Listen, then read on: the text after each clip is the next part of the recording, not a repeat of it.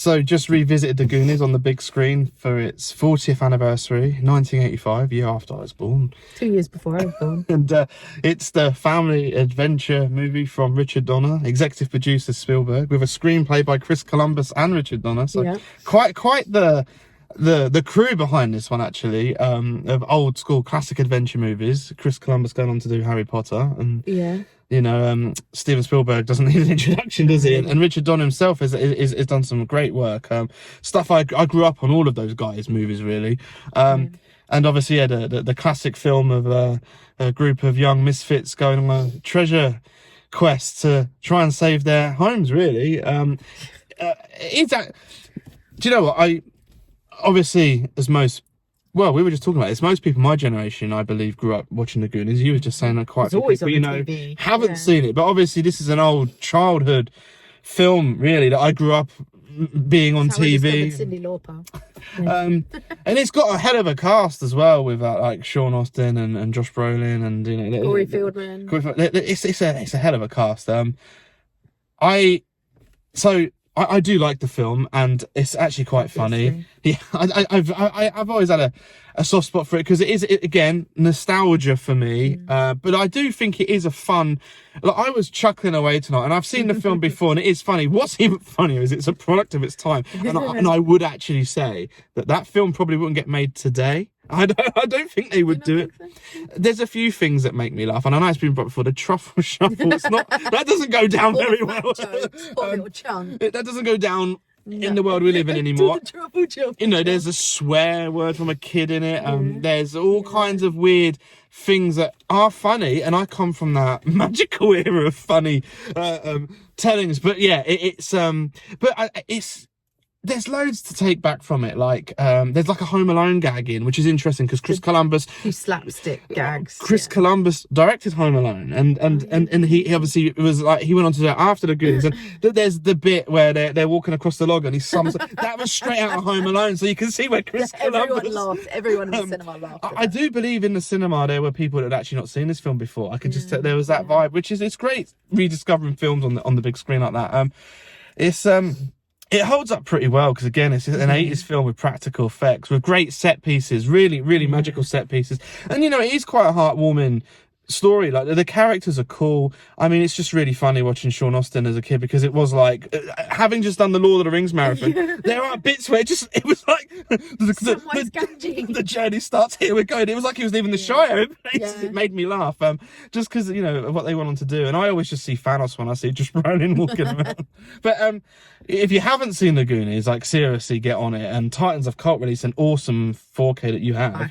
I have an old DVD, but you've got the skull 4K. It's a great adventure movie, and to be honest, it hasn't aged, apart from probably the humour and the few jokes that wouldn't land so well. The politically correct side is aged, but I like these sort of films because they just are pure fun, and it's a bit chaotic, it's a bit slapstick, it is family fun, and it's very noisy. Watching it at the cinema, the amount of arguing, screaming, shouting, it is like it's almost quite real. The way they argue is very realistic. I was going to say, there is one thing, seeing it on the big screen, which is the first time I've seen it in that environment. Seen it at the cinema, so. Yeah, it's noisy and chaotic. Like, everyone is talking over each other.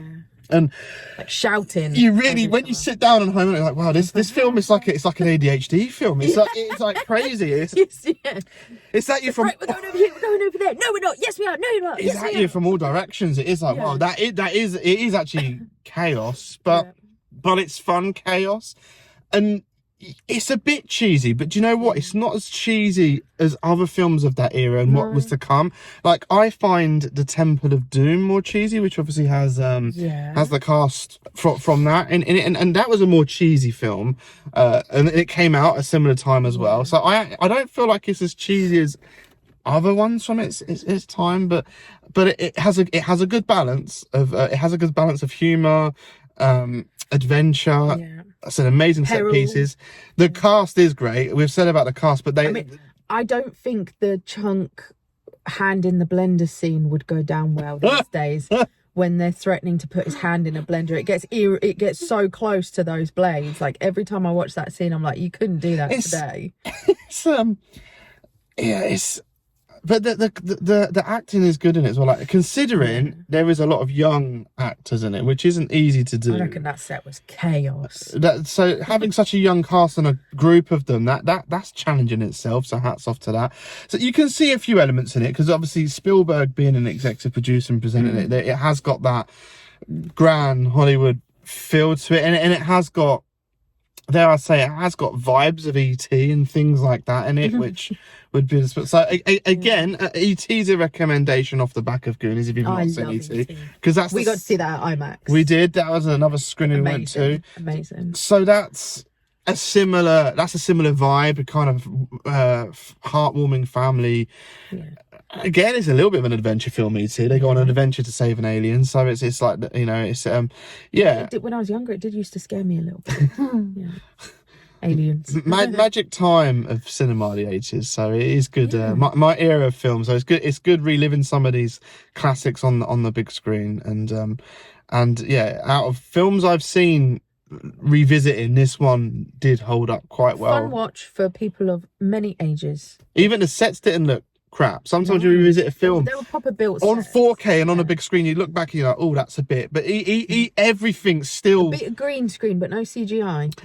Yeah, there's the odd